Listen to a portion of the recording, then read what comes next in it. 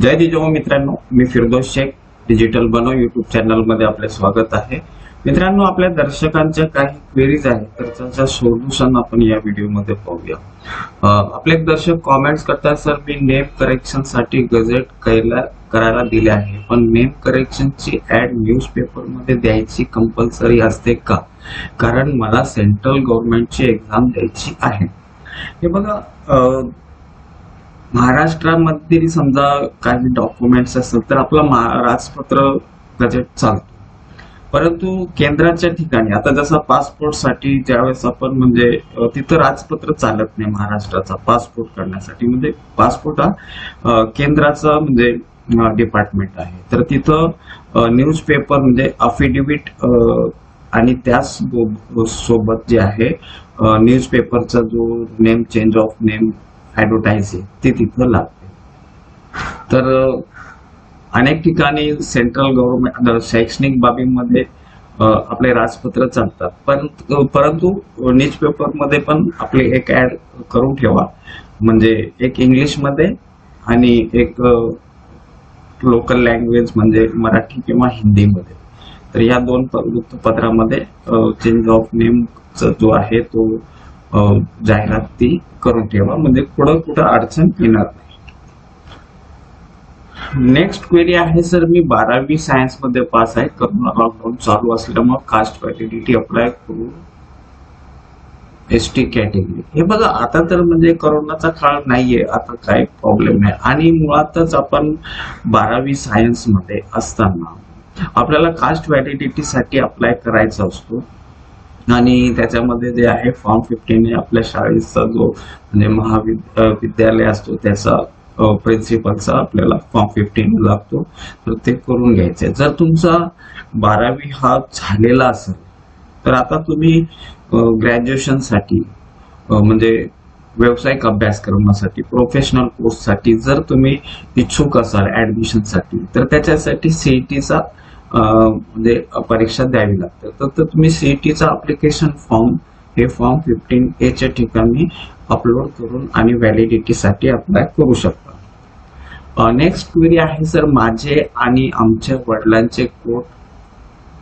भांडण चालू आहे, मी दुसऱ्या गावी राहतो आणि मला तिथे जॉब लागलेला आहे। आता मी माझ्या गावाकडून कास्ट काढलेली आहे, पण मला आता व्हॅलिडिटीचा कोणताही पुरावा मिळत नाही, तर माझी कास्ट व्हॅलिडिटी होईल का? नाही तर माझं जॉब जाईल, प्लीज सॉल्व माय प्रॉब्लेम। हे बघा, आता तुमचं आणि वडिलांचं भांडण चालू आहे, वडील समजा तुम्हाला डॉक्युमेंट्स देत नसतात, तर मुळातच कास्ट व्हॅलिडिटी मध्ये स्पष्ट म्हणजे त्या गाईडलाईन मध्ये म्हणजे लिहिलेलं आहे की जात सिद्ध करण्याची जबाबदारी ही अर्जदाराची असते, आपण हा कारण तिथं देऊन चालत नाही। तर वडिलांचा समजा आणि आजोबांचा तुम्हाला माहित असेल त्यांचं शिक्षण कुठं झाला, तर त्या शाळेमधनं तुम्ही डुप्लिकेट LC किंवा निर्गम उतारा काढण्याचा प्रयत्न करा, कारण जात सिद्ध करायची जबाबदारी ही अर्जदाराचीच असते।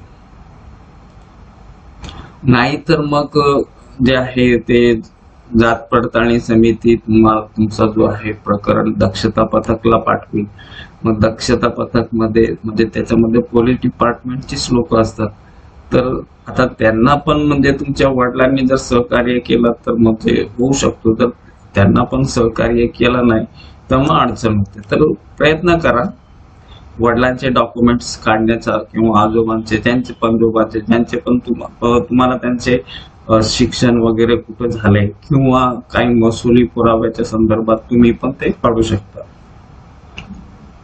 नेक्स्ट क्वेरी आहे, सर SBCचं नीट साठी रिझर्वेशन नाही तर AWS का नाही काढू शकत आम्ही? हे बघा, मुळातच तुम्हाला जर समजा तुमच्याकडे कास्ट, आता तुम्ही ज्या पण संस्थेमध्ये ऍडमिशन घ्यायचे तिथं जर तुम्हाला रिझर्वेशन नसेल तर मग तिथं तुम्ही AWS काढू शकता। म्हणजेच त्या GR मध्ये काय आहे तर तुम्ही AWS कधी काढू शकता का तुमच्याकडे असा कोणताही जातीचा म्हणजे दाखला नाहीये। आता तुमचा AWS त्या विभागामध्ये जर चालत नसेल तर मग तुम्ही EWS काढू शकता. नेक्स्ट क्वेरी आहे, वडील वारले आहेत तर फॉर्म कसा भरायचा आणि कोणाच्या सह्या घ्यायच्या. हे बघा, आता अर्जदार हा अल्पवयीन म्हणजे मायनर असेल, म्हणजे बिलो 18 इयर्स, तर त्यावेळेस आई किंवा बाबा हे दोघंही चालतात. वडील नसेल तर आई पण अप्लिकांट होऊ शकते. आणि मुळातच कास्ट व्हॅलिडिटीसाठी अर्जदार हा म्हणजे जो कास्ट सर्टिफिकेट व्हॅलिडिटीसाठी अप्लाय करतो त्यालाच म्हणजे ते करायचं असते. म्हणजे तिथं जी माहिती भरायची आहे कॅन्डिडेटची, म्हणजे विद्यार्थ्याची माहिती भरायची आहे, वडिलांच्या ठिकाणी वडिलांची, आजोबाच्या ठिकाणी आजोबांची, तर फक्त प्रॉब्लेम कुठं येतो, जर समजा तुम्हाला शपथपत्र करायचंय तर शपथपत्र हा अल्पवयीन करू शकत नाही. मग त्यावेळेस तुम्ही गार्डियन म्हणून, जर आई असेल तर आई करू शकते, वडील नाही तर ठीक आहे आई करू शकते, किंवा गार्डियन पण करू शकतो. तर म्हणजे अफिडेव्हिट, जे वंशावळचं अफिडेव्हिट असेल किंवा फॉर्म 17 असेल तर ते तुम्ही अफिडेव्हिट त्यांच्या नावाने करू शकता. नेक्स्ट क्वेरी आहे, सर चुलत आजोबांचे कोतवाल बुक आहे 1942, सख्खे आजोबा शिकलेले नाही, शेती नाही, आजोबांचे डेथ सर्टिफिकेट आहे, वडिलांचे 12वी चे 1972 आहे, त्याचे कास्ट व्हॅलिडिटी आहे 1912 माझ्या TC वर क्लास 4 क्लासवर कास्ट लिहून आहे, यावरून कास्ट व्हॅलिडिटी निघेल का, इतर कोणतेच पुरावे. हे बघा, जर तुमच्याकडे म्हणजे चुलत आजोबाचा कोतवाल बुक आहे तर त्याच्यावरनं व्हॅलिडिटी होते, प्लस तुमच्याकडं ब्लड रिलेटिव्हची व्हॅलिडिटी आहे तर तुम्ही रक्त नाते संबंध अंतर्गत म्हणजे 2017चा जो GR आहे त्याच्या अंतर्गत व्हॅलिडिटीसाठी अप्लाय करू शकता. आता इथं फक्त जो 2017चा GR मध्ये रक्त नाते संबंध अंतर्गत आपल्याला कास्ट व्हॅलिडिटी मिळवता येते, मात्र नुसतं त्यांचे डॉक्युमेंट व्हॅलिडिटी सर्टिफिकेट लावला तर तिथं म्हणजे चालत नाही. तर तुम्ही ज्याची व्हॅलिडिटी लावताय त्याचा आणि तुमचा नातेसंबंध स्पष्ट होणं गरजेचं आहे. म्हणजे त्याच्यासाठी काय करायचंय, ज्याची व्हॅलिडिटी लावली त्याचा म्हणजे शाळा सोडल्याचा दाखला, त्यांच्या वडिलांचा शाळा सोडल्याचा दाखला, प्लस त्यांचे ID प्रूफ वगैरे काय असतील तर ते सगळे डॉक्युमेंट्स एका PDF मध्ये क्लब करून ते अपलोड करा. त्याचबरोबर तुमच्या वडिलांचा म्हणजे तुमचे जे नातेसंबंध आहेत ज्याची व्हॅलिडिटी वरनं तुम्ही तुमची जात सिद्ध करताय तर ते रक्त नातेसंबंध ते जुळले पाहिजेत आणि समितीचा समाधान व्हायला पाहिजे. आता चुलत आजोबांची जी तुम्ही कोतवाल नक्कल जे वापरणार आहात तर त्यांचा LC पण असेल तर ती कोतवाल नक्कल प्लस LC प्लस त्यांचा काही म्हणजे इलेक्शन कार्ड वगैरे काय असेल ID प्रूफ तर ते पण लावा जर शक्य असेल तर. नसेल तर मग तुम्हाला ती वंशावळ मध्ये तसं शो करायचंय आणि वंशावळ थोडीशी सविस्तर विस्तृत करा, जेणेकरून तुमची वंशावळ विस्तृत केल्यानंतर समितीला पण प्रोत्साहन मिळतो आणि समिती तुमच्याकडे ते संशयाने बघण्याचा त्यांचा जो संशय असतो, म्हणजे नाम सदृश्य व्यक्तीच्या डॉक्युमेंटच्या आधारे, म्हणजे जे तुमचे नातलग नाही आणि ते नाम सदृश्य असल्याचा फायदा घेत तुम्ही तुमची जात सिद्ध करताय, हा त्यांचा जो संशय तो संशय येणार नाही आणि तुम्हाला कास्ट व्हॅलिडिटी मिळेल. नेक्स्ट क्वेरी आहे, नमस्कार सर, जात वैधता प्रमाणपत्रासाठी फॉर्म 3 फॉर्म 19 हे मी मूळ गावी राहतो, त्याऐवजी मी ज्या ठिकाणी नोकरी करतो त्या ठिकाणी 100 रुपयाच्या स्टॅम्प पेपरवर वकिलाकडून अफिडेव्हिट करून घेतले तर चालेल का. हे बघा, हे शपथपत्र आहे ते हे म्हणजे आपण प्रतिज्ञापत्र किंवा शपथपत्र म्हणतो, तर त्याला काही गरज नाहीये तुमच्या मूळ गावी करायची. तुम्ही जे सध्या जिथं राहताय तिथं पण केलं तर चालेल. तुमचे जे जात सिद्ध करणारे जे पुरावे आहेत मानक दिनांक ते तुमचे मूळ गावाचे पाहिजेत, हे मात्र तिथं लक्षात घ्या. बाकी शपथपत्र ज्याला आपण प्रतिज्ञापत्र म्हणतो तर ते दुसऱ्या ठिकाणचे असेल तरी चालेल, कारण त्या अधिकाऱ्यासमोर तुम्ही प्रतिज्ञा घेतायत, शपथ घेतायत का मी जे काय म्हणजे माझे हे असं डॉक्युमेंट आहेत आणि तर ते शपथपत्र तिथं चालतंय. त्याला काही प्रॉब्लेम नाही.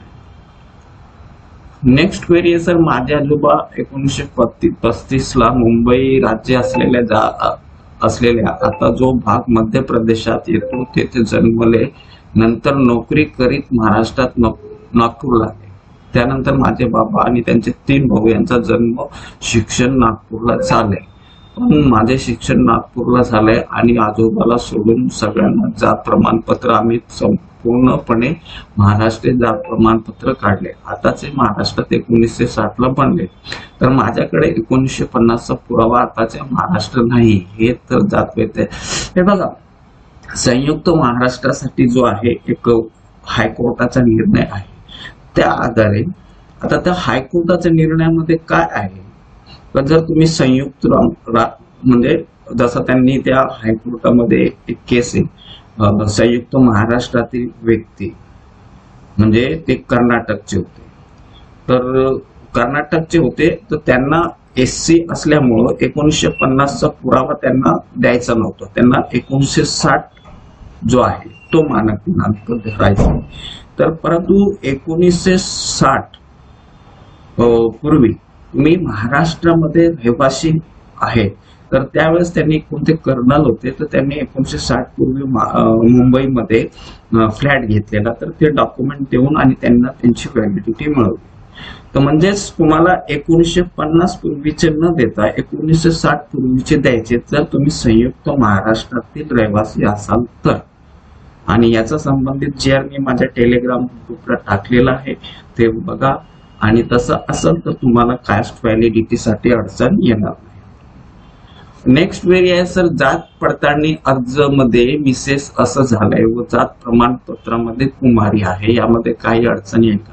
नाही. हे बघा, जनरली आपण ज्यावेळेस जातीचा दाखला असो किंवा कास्ट व्हॅलिडिटी असो, तर याच्यामध्ये कुमार म्हणजे सॅल्युटेशन्स महत्वाचं नाहीये. तिथं तुमचं जो नाव आहे त्याचे स्पेलिंग आहे ते महत्वाचे असते.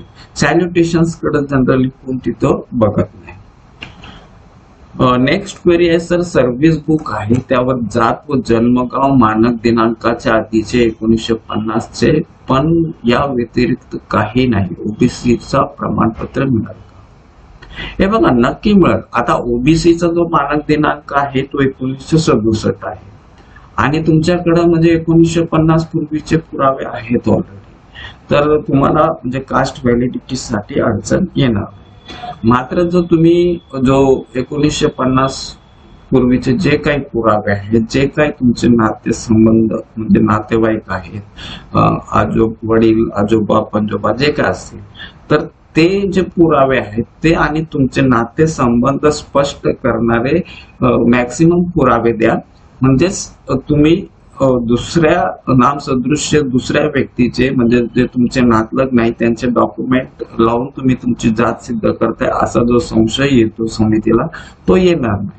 तर त्यामुळे नातेसंबंध स्पष्ट होणारे जे पुरावे आहेत ते तिथं अपलोड करण्याचा प्रयत्न करा.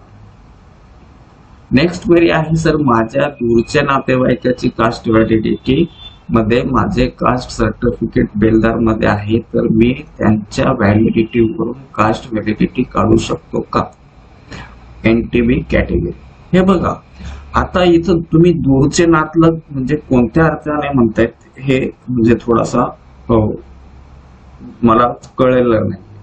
परंतु जर तुमचे ब्लड रिलेटिव्ह म्हणजे जसा आजोबा किंवा पंजोबा, आजोबा, चुलत पंजोबा, चुलत आजोबा, तर याप्रमाणे जर तुमच्या ह्याच्यामध्ये ते जर येत असेल म्हणजे तुम्हाला तुमची वंशावळ जर सिद्ध करता येत असेल तर त्याच्यावरनं तुम्ही करू शकता.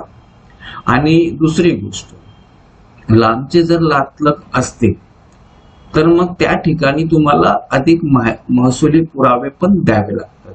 जर तुम्ही शैक्षणिक पुरावे वापरले असेल तर तिथं महसुली पुरावे पण तुम्हाला त्यांचे द्यावे लागतात. तर हे जर तुम्ही ब्लड रिलेटिव्हचे नातेसंबंध जर तुम्ही वंशावळद्वारे आणि डॉक्युमेंट्सद्वारे जर सिद्ध कराल तर तुम्हाला त्याच्यामध्ये काही अडचण येणार नाही. नेक्स्ट क्वेरी आहे सर, मी समितीने कास्ट व्हॅलिडिटी 2 वेळेस इनव्हॅलिड केली तर तो उमेदवार ईडब्ल्यू साठी एलिजिबल असतो का? कारण इनव्हॅलिड केली म्हणजे उमेदवार त्या कास्टचा नाही असं समितीचं म्हणणं असतं. मग त्या हो नक्कीच. हे बघा, तुम्ही म्हणजे आता तुम्ही कास्ट सर्टिफिकेट काढलाय परंतु तो इनव्हॅलिड झाला म्हणजे तो मान्य नाहीये, त्याचा अर्थ तुम्ही त्या कास्ट मध्ये नाहीये, तर तुम्ही अशा वेळेस ईडब्ल्यूएस सर्टिफिकेटचा बेनिफिट घेऊ शकता, त्याला काहीही प्रॉब्लेम नाहीये. ईडब्ल्यूएस चा म्हणजे त्यांच्या जीआर मध्ये हा असा उल्लेख आहे की तुम्ही समजा मागास प्रवर्गामध्ये असाल, आता तुमच्याकडे सर्टिफिकेट नाही म्हणजे याचा अर्थ तुम्ही मागास प्रवर्गात नाही, म्हणजे तुम्ही त्या ईडब्ल्यूएस चा उपयोग बेनिफिट घेऊ शकता.